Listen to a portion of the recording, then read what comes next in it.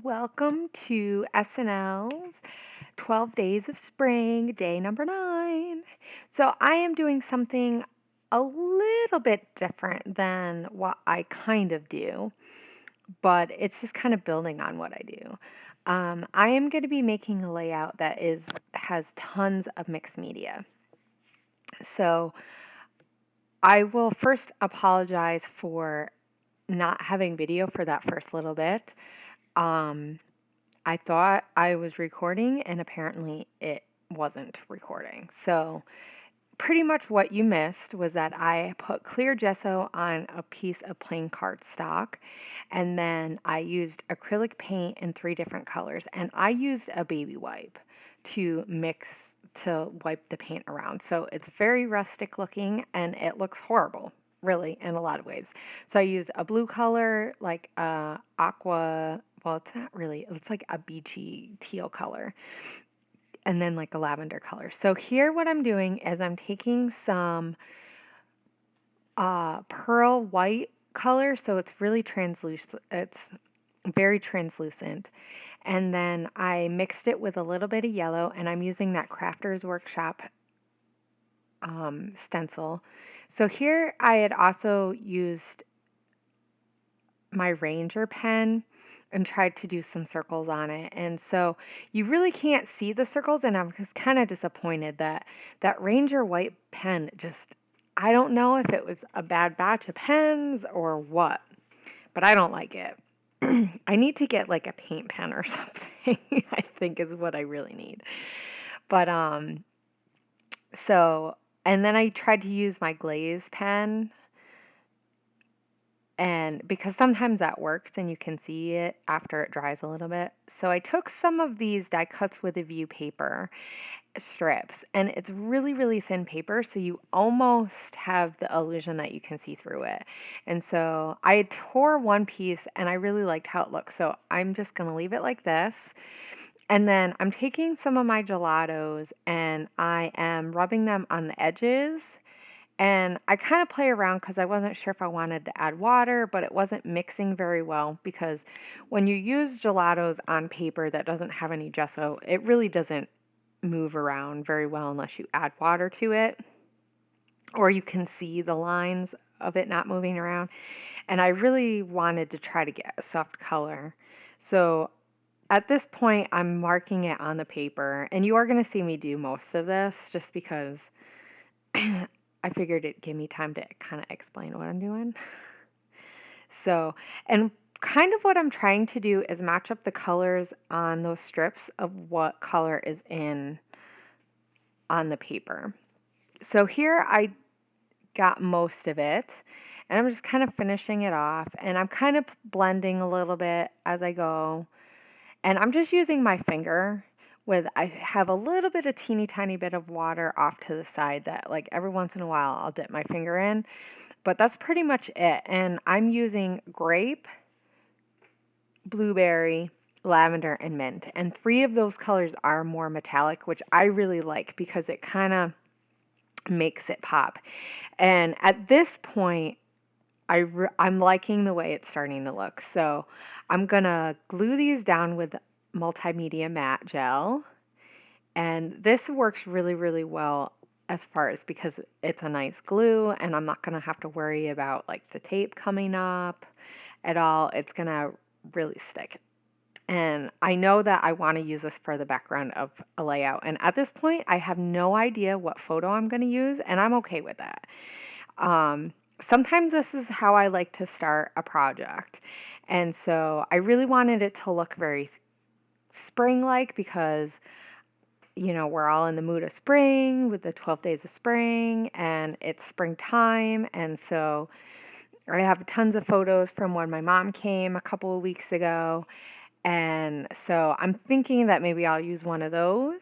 And so now, one thing I will say while I'm doing this is I do kind of go around the edges a little bit with my brush. And I like to use this big brush, and I only use this brush for like my multimedia matte and then a little bit of like gesso. And I always clean it out in between each time so it doesn't make the paintbrush funky. But I like to use a paintbrush, and it's really just based on what you're comfortable with, what you like. I know a lot of people like to use the baby wipes, and I tried that with the gesso that I put on, and I didn't like it. It might just have been because it was clear gesso.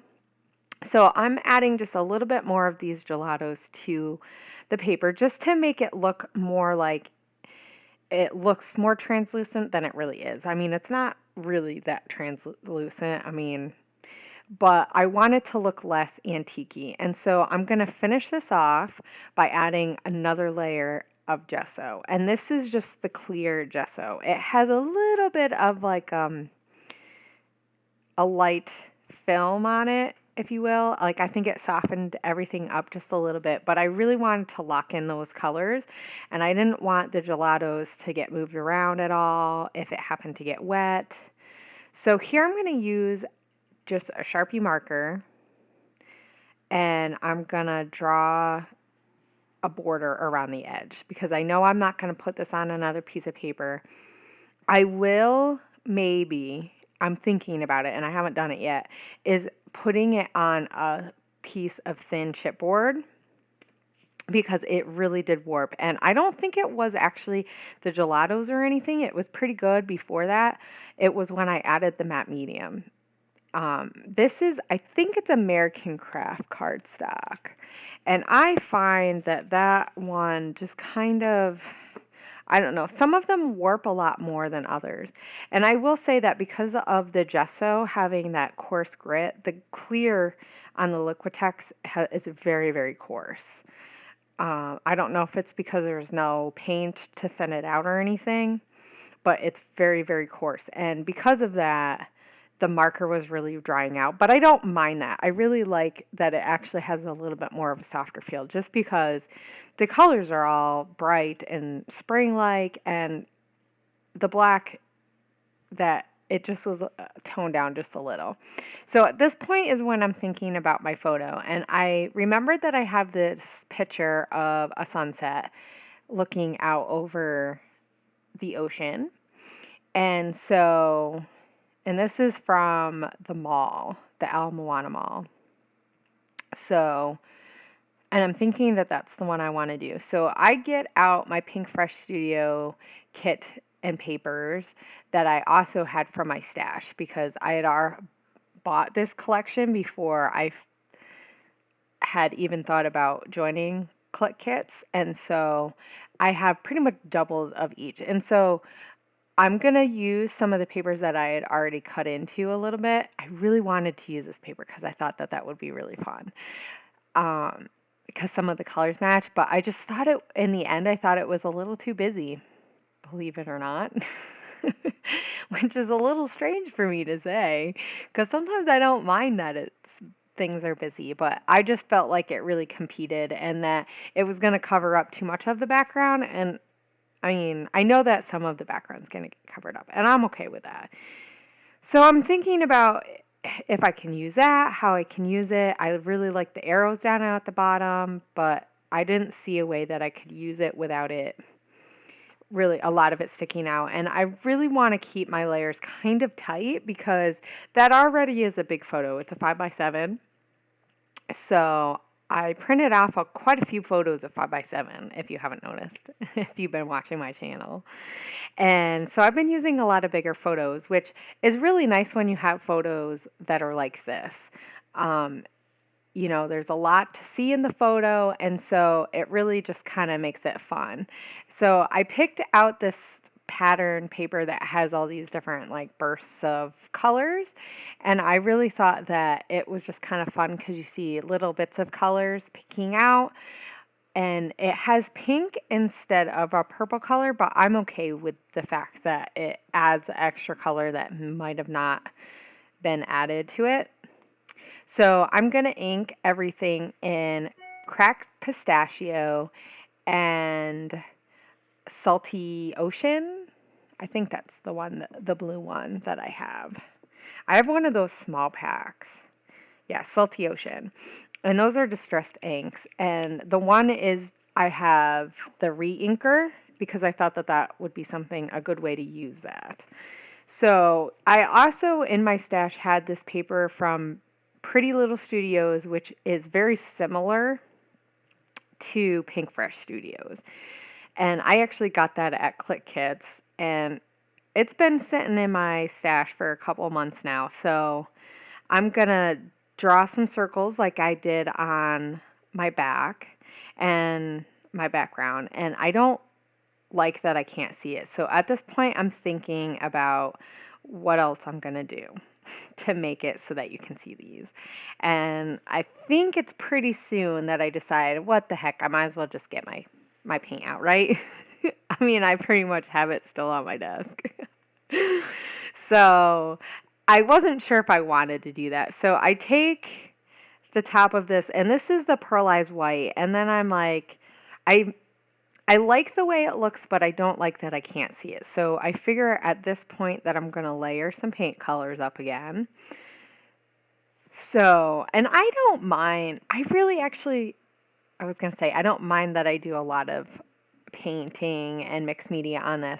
And I really like it because I was really wanting to do something that almost was reminiscent of something that you would do on an art journal page, but have it on a layout. I've been kind of interested in what that would look like on a layout. And I mean, I don't want all my layouts to be this much work because really, I think overall, this took me about almost 2.5 hours to do all together, but it really took me about 2 days with everything. So, a lot of, like, some of my time was drying time, like me, using my heat gun, because I do use the heat gun a little bit. So here I added some blue, and or that, like, teal color. It's like a beachy teal. And I added some white, and so I decided that while I have the white out, I might as well do this on my layout so that you can see these circles. Because before this, I wasn't sure. I was like, well, maybe it won't matter that you can't really see them, but I really, really do want these circles to show up. I really want a different shape on there and another element to the background, and really because I wanted it to look more reminiscent of an art journal page on a scrapbook paper. I think that it looks really, really cool like this. So it really did accomplish what I wanted it to. And so I decide to add a little bit of green to this too, just like I did with the other paper. So I'm just kind of mimicking the same colors, and so that it kind of feels like it's one paper, even though I use a different line and different, papers. So I'm figuring about how much of that I want to stick out, and I know I want to use this wood veneer. It's super cute, and I want to try to get this on the layout too. Just another, element, and I mean, at this point, I'm thinking I'm gonna do it big. I want to do it big because, I already started out something big. I might as well just go all the way, right? So, and I really do. I do a lot to this that I don't do even on pages that I do media on. I do a lot more layering. I did, but I feel like I'm starting to master the concept of, or the idea of, not having too much but having just enough. And I think it takes a while. I mean, with all this layering and adding stuff, it's so easy to go overboard, and I think you just got to play, and you got to do it wrong a few times before you realize what you like that makes it right. So I added that feathers paper because I really like the blue, because it kind of matches with the blue in the sky, even though, so I had cut this down because I didn't think I could use the whole thing. So I'm going to add just a little bit of what I used as my, to outline. That's not what I'm looking for. That's not the word. It's getting late, guys. You would not believe the troubles I've been having tonight with my computer. If I could throw my computer out the window, I would. So I glue this down with glossy accents. And so here I'm going to use some of rub-ons that go with the collection. And I do stick with a lot of this collection until the end when I start to embellish. And that's kind of when I pull in a lot of stuff that I either have in my stash or stuff that I think will go with it. And I figured that because this was a layout for the 12 days of spring, that it would be okay if I didn't use everything that was completely old. Some of it has been sitting in my stash. I mean, this collection came out like around Christmas time, or like a little bit after Christmas. So, you know. So I decided to use these triangle things just around these circles. It just kind of brings your eye to these circles a little bit, and it just adds a little extra shininess because they're gold, and who doesn't like gold? So I'm just using the back of my marker. I really don't like the popsicle sticks. I'm not sure what it is about like, I just don't like the way that it rubs. So I have this card thing from Pink Fresh Studios Embellishments that I'm going to use, and it says, "Hello, gorgeous weather," and it's perfect. So I have this old Maggie Holmes tag from the Open Book collection, and it has that pink crepe paper, and I really like the texture from it. So I want to try to use it, but at this point I'm not sure where it's going to fit. I keep fooling around with it, and I put some teal twine on it, and I'm still not sure, so I move on to something else. And this is from some stuff I got in a swag bag from Paper Issues. So I think this is from, who was it? Kelly Perky? Is she the one who did Two Cities or something like that? It's from Basic Gray, maybe? I want to say. It's an older line that came out maybe closer to Christmas time, like around Christmas, before Christmas, fall time, something like that. And it had tons of purple in it, and it had like lots of city type stuff, but I really like the purple, and so I stick the purple up in that, and then that's where I realized that the tag is going to look good there, so I stuck it down. And so I'm looking through the embellishments from the kit, and I'm looking to see what I think will be good for just tucking in layers. And so I pick out this circle that has a lot of the same colors in my layout, and that fills in that little gap in between the tag and that purple piece. I decide to use this just to kind of like emphasize closer to where I did that rub-on on the photo. And the rub-on says, "Now this is the life. Wonderful." So, and then I'm going to add this blue, and that kind of ties in a little bit more of the blue. I'm just figuring out if I want it long waist, small waist, like how I want it. I don't want to cover up much of that "Hello, gorgeous weather" wording because it would look kind of weird if it. And then I'm going to stick this tab down from my stash from Scraptastic, and it just has exclamation points. And so at this point, I'm just mixing like colors that kind of match. This has some more of that purple, and I really like that I could use these purple elements because I don't know where I would have used them. So at this point, now that I'm watching it back, I realize how much stuff I took out that I'm trying to use, thinking about using, and I think I went a little bit overboard that way. Like, sometimes we can get excited about using so many different things in our stash or just, that we have around that we can easily just overdo it. And I think that maybe if I had taken out a few less things, I wouldn't have felt like I needed to try everything. And it wasn't that I put it on, I just tried it. I mean, you see, I have stuff up in that corner because I want to add something up there just to kind of balance it out a little bit, and because it's very bottom heavy.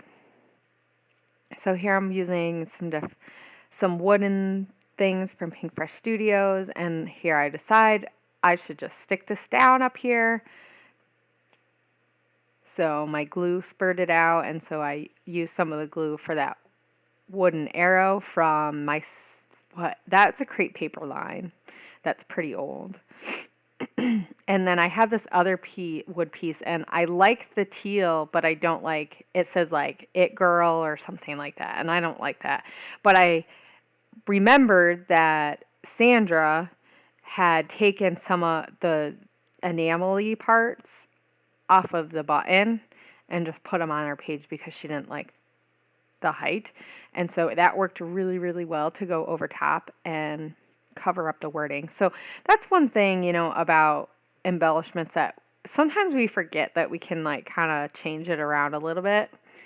So here's a flare from Click Kits, and it has pineapple, and the colors match, and it's just fun. So I use that up at the corner. I wish I moved it just a little bit closer to the arrow, but that's okay. So now I'm just trying to think about what else I can do to finish this up and still add things, because at this point I'm still going a little crazy.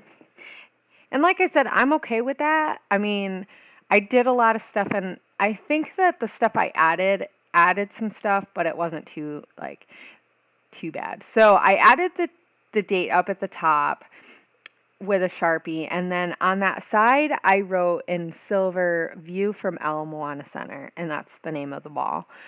I wanted it to be there on my layout, but I didn't need it to stand out where it was. Hopefully I will always remember, but maybe not. So I'm trying to think about a title, and I really like this smile in teal, so I'm going to use that. And of course I put some of it on the photo without thinking. My mistake.